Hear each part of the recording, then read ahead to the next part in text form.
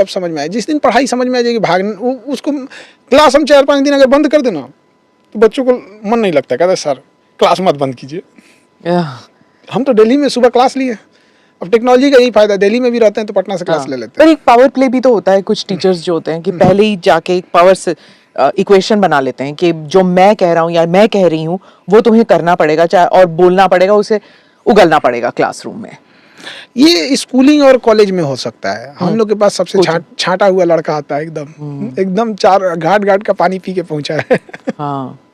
स्कूलों में होता है, स्कूलों में होता है। वहाँ स्कूल में क्या है ना, वहाँ कंपटीशन नहीं है, पास होने का सिस्टम है। आप 60% के ऊपर लाए आप फर्स्ट डिवीजन है। ये कंपटीशन में ऐसा नहीं है, आप 80% ले आके हो सके फेल हो जाएगा, कट ऑफ चला जाएगा 92-95%, तो क्या मायने रखता है आपका 92%?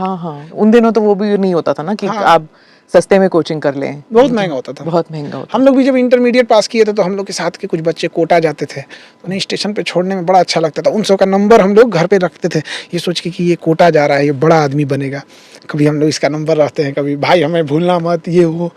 कुछ बच्चे उसमें कामयाब भी हुए, बहुत सारे नहीं भी हुए। हाँ, और कोचिंग में ये होता था कि अगर कोचिंग के पैसे हैं तो घर में बेटे को कोचिंग में भेजा जाता था कि मेडिकल या इंजीनियरिंग पढ़े। क्या आज भी ऐसे ही होता है? गांव में तो अभी भी लड़कियों को उतना नहीं पढ़ने देते हैं, अभी भी नहीं, तो बहुत दिक्कत होता है गांव के एरिया में अभी। अब तो बहुत सारे मतलब हम लोग ने फीस इतने कम कर दिए हैं कि अब गांव के लोगों का भी हिम्मत हो गया, अब तो ऑनलाइन घर बैठे बैठे भी पढ़ सकते हैं, डिजिटल आ गया है। ये काफ़ी टेक्नोलॉजी हेल्प किया इन लोगों का।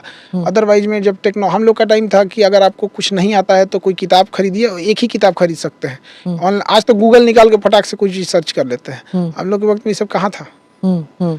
लेकिन अब तो आ गया, बट बच्चे क्या है ना कि डाइवर्ट हो जाते हैं गलत चीज़ों। आप एथिक्स की बात कर रहे थे और ये किसकी रिस्पॉन्सिबिलिटी होती है एथिक्स सिखाना, इस पर भी काफ़ी डिबेट हुआ। और मैंने हाल ही में पढ़ा, एक डॉक्टर हैं, वो कह रहे थे कि जब बच्चे सक्सेसफुल हो जाते हैं, बाहर चले जाते हैं, बाहर मुल्क चले जाते हैं, तो वो वापस मुड़ के देखना नहीं चाहते, अपने माँ बाप को नहीं देखना चाहते जो गरीबी में हैं, उनको पैसे भेज देते हैं और उनकी रिस्पॉन्सिबिलिटी वहाँ पर ख़त्म हो जाती है।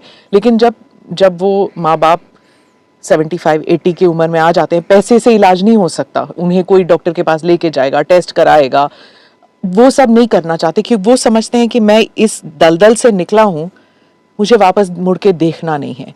ये भी एक प्रॉब्लम है। ये चीज़ तो हमको भी लगता है कहीं ना कहीं परवरिश में ही गलती है, वरना माँ बाप को कोई कैसे छोड़ सकता है। हमको कभी कभी कन्फ्यूजन में हो जाता है, कोई अपने माँ बाप को कैसे छोड़ सकता है। जैसे लगता है कि कोई दुनिया का सब कुछ ले ले लेकिन माँ बाप दे दे। तो एक मतलब हम इंडिया के जितने बड़े होटल्स हैं, 5 स्टार हो गया, ताज से लेके ओबराय,